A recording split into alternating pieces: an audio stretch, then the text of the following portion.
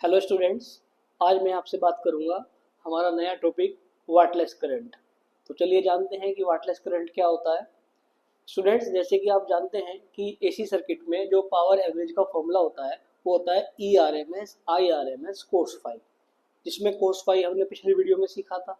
Power factor होता है, R by Z भी बोलते हैं इसको एलसीआर के लिए। और ई आर एम एस का मतलब वही वोल्टेज जो हम घर में मेजर करते हैं, और जो घर में जो करंट आता है हमारा वो I R M S means जो मेजर कर रहे हैं हम वोल्टेज वो ई आर एम एस है, और जो करंट मेजर कर रहे होते हैं वो आई आर एम एस है। तो पावर एवरेज का फॉर्मूला हो गया E R M S I R M S cos phi. तो अब बात करते हैं वाटलेस करंट क्या है। स्टूडेंट्स, अगर किसी एसी सर्किट की पावर एवरेज जीरो आ गई, समझे, अगर किसी एसी सर्किट की पावर एवरेज जीरो आ गई, तो जब एसी सर्किट के अंदर जो करंट आप सेंड कर रहे हैं उसको हम बोल देंगे वाटलेस करंट। क्लियर? यानी कि जब पावर एवरेज जीरो हो जाएगा एसी सर्किट का किसी भी कारण से, उसको भी डिस्कस कर लेते हैं अभी, तो उस करंट को बोल देंगे वाटलेस करंट। तो अगर मैं थोड़ा मैथ्स इसमें अप्लाई करूं, मैथ्स के अकॉर्डिंग समझने की कोशिश करें, तो इसका मैथमेटिक्स क्या कहता है वो भी जान लेते हैं। यानी कि अगर हम कोस फाई की बात करें तो टेक्निकली ये जो फाई है ई आर एम एस और आई आर एम एस के बीच का एंगल है। तो अगर मैं उसको डायग्राम से ऐसे दिखाना चाहूँ यहाँ पे वेक्टर्स के फॉर्म में, अगर ये axis I R M S को रिप्रेजेंट कर रही है, ये वाली I R M S, right, और ये क्या है आपका ई आर एम एस, तो इनके बीच का ही तो एंगल हुआ ये फाई। दोबारा देखो ऐसे, ये इसको इसको मैं ढक लेता हूँ। अब जो वेक्टर्स दिखाई दे रहे हैं ये वाला आई आर एम एस और ई आर एम एस, इनके बीच का एंगल क्या हो गया, ये फाई, राइट। अब अगर आप इसके दो कंपोनेंट कर दो इस वाले करंट के आई आर एम एस के, अगर ये एंगल फाई है तो जो एंगल के साथ बनता है ये कोस कंपोनेंट हो जाएगा I R M S cos phi, और ये वाला कंपोनेंट कौन सा हो जाएगा, इसके perpendicular I R M S sine phi. तो यूं भी कह सकते हैं आप, इन दोनों का जो रिजल्टेंट है ना वो क्या हो गया, आई आर एम एस। तो हमने basically I R M S को रिजोल्व कर दिया साइन और कोस में। तो आप जैसे कि यहाँ से देख सकते हैं पावर एवरेज के फॉर्मूले में किसको लिया जा रहा है, यहाँ से देखो ध्यान से, ये काम की बात है। ये ई आर एम एस को लिया जा रहा है और आई आर एम एस का कौन सा कंपोनेंट लिया गया, कोस फाई। यानी कि अगर हम इसको हाईलाइट कर दें, किसको, इस फॉर्मूले को, तो हमें देखने को क्या मिलेगा, ये ई आर एम एस ये वाला टर्म हो गई, राइट, और ये I R M S cos phi ये वाली टर्म हो गई। तो फॉर्मूले में इन दोनों का इस्तेमाल हुआ है, तो ये दोनों पावर एवरेज है। तो इट मीन्स क्या हुआ, यानी कि इसको हमने यहाँ पे इग्नोर किया है I R M S sine phi को। ये तो नहीं आई ना फॉर्मूले में, क्योंकि ये फॉर्मूले में नहीं आई, इसी को हम बोलेंगे आइडल करंट। है तो ये भी करंट ही ना, साइन वाला कंपोनेंट काउंट ही नहीं हुआ एवरेज वाले फॉर्मूले में। इसी को हम बोलते हैं स्टूडेंट्स वाटलेस करंट या फिर आइडल करंट। समझ में आया?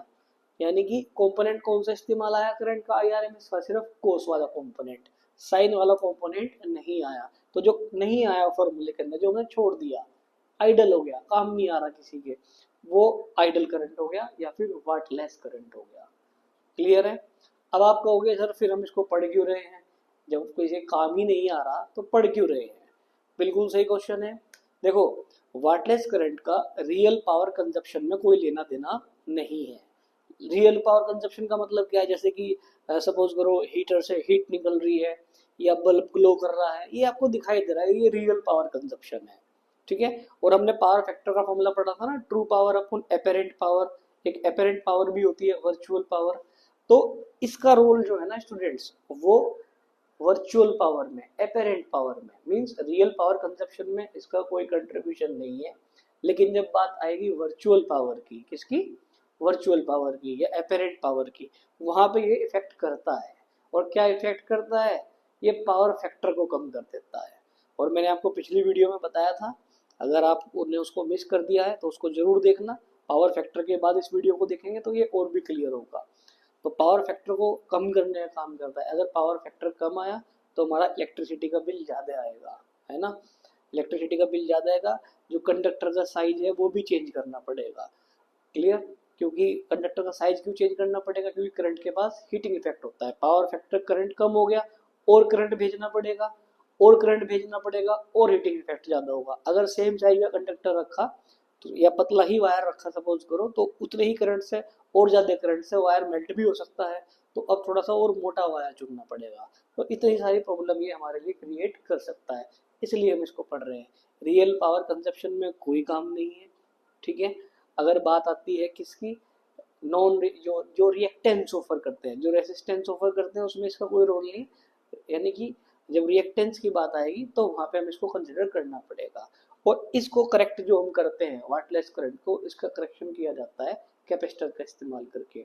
जब आप 12th के बाद आप इनको स्टडी करेंगे फर्दर, तो इलेक्ट्रिकल इंजीनियरिंग में इनका बहुत ज़बरदस्त योगदान है कैपेसिटर का। तो वो तो उसका तो पूरा कॉन्सेप्ट ही इसी के ऊपर टिका हुआ है। तो समझ में आ गया आपके वाटलेस करंट। एक मैं समराइज कर देता हूँ क्या है फॉर्मूले से। क्या है, ERMS IRMS cos फाई, ये सब प्रोडक्ट जो है वो पावर एवरेज है। अगर पावर एवरेज 0 आ गया आपके करंट से, तो हमारा जो करंट हो जाएगा वो हो जाएगा वाटलेस करंट। और अगर हम इसका मैथ्स देखें, तो ये जो कंट्रीब्यूशन है IRMS साइन फाई, जो नहीं हो पा रहा है इस फॉर्मूले के अंदर, ये काम में नहीं आ पा रहा, इसी को हम बोलते हैं wattless current. Real power consumption में इसका कोई काम नहीं है, हाँ, लेकिन अपेरेंट पावर में जरूर है।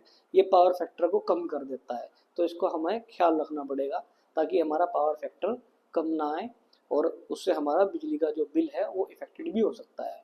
एक आपने एक चीज और भी सुनी होगी इसके साथ साथ, कि एक छोटा सा बल्ब आता है ना, वो कलरफुल, छोटी ही जगह लगा देते हैं कहीं पे, ठीक है। तो उसको क्या बोलते हैं, 0 वाट का बल्ब। तो क्या वो 0 वाट का है?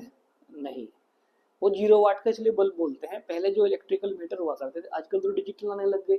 इवन आपका एक इंडिकेटर भी अगर जला हुआ है तो उसको भी वो जो है रीड करते हैं, उसकी भी वो पावर कंजप्शन को रीड करता है। लेकिन पहले मैनुअल इलेक्ट्रिक मीटर हुआ करते थे, तो वहाँ पे जो वो 0 वाट का जो बल्ब है वो 10 या वह 15 वाट का होता है स्टूडेंट्स, जिसको आप 0 वाट का बल्ब बोलते हैं।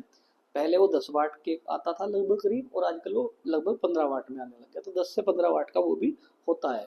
तो जब पहले वो लगे होते थे, तो वो जो मैनुअल मीटर था उसकी रीडिंग को, उसके पावर कंजप्शन को काउंट ही नहीं कर पाता था।